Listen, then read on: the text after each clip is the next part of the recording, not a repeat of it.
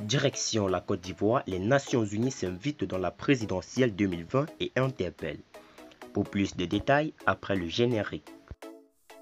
Avant de commencer, n'oubliez pas de vous abonner et d'activer la cloche de notification, car cela va vous permettre de ne plus manquer les prochaines vidéos. C'est parti!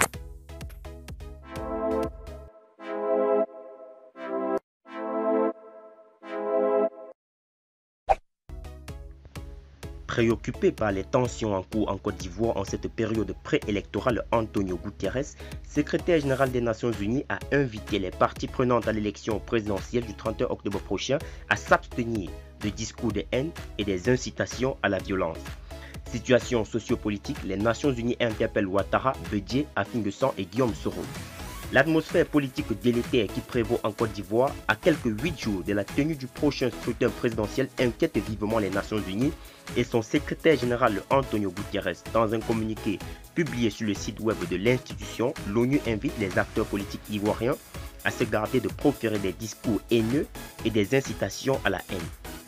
Au moins 15 morts, des centaines de blessés et d'importants dégâts matériels sont déjà à déplorer depuis le démarrage de la campagne électorale le jeudi 15 octobre dernier. Le mot d'ordre des désobéissances civiles, suivi du boycott du processus électoral lancé par l'opposition représentée par les candidats Afin-Guessan du Front populaire ivoirien et Henri Konan Bédié du PDCI-RDA, a donné lieu dans certaines localités, notamment à Dabou, Bonois et Bangouanou, à des violents affrontements intercommunautaires entre partisans et opposants à la candidature à un troisième mandat présidentiel du chef de l'État sortant Alassane Dramane Ouattara.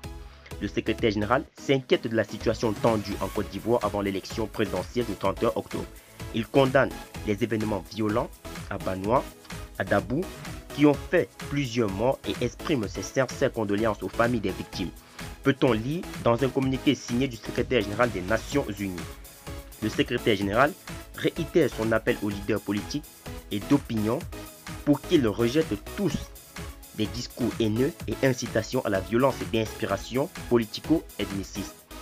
Poursuit, le communiqué de M. Guterres a par ailleurs encouragé tous les acteurs politiques et leurs partisans à s'engager dans un dialogue constructif et à créer un environnement propre à la tenue d'élections inclusives et pacifiques.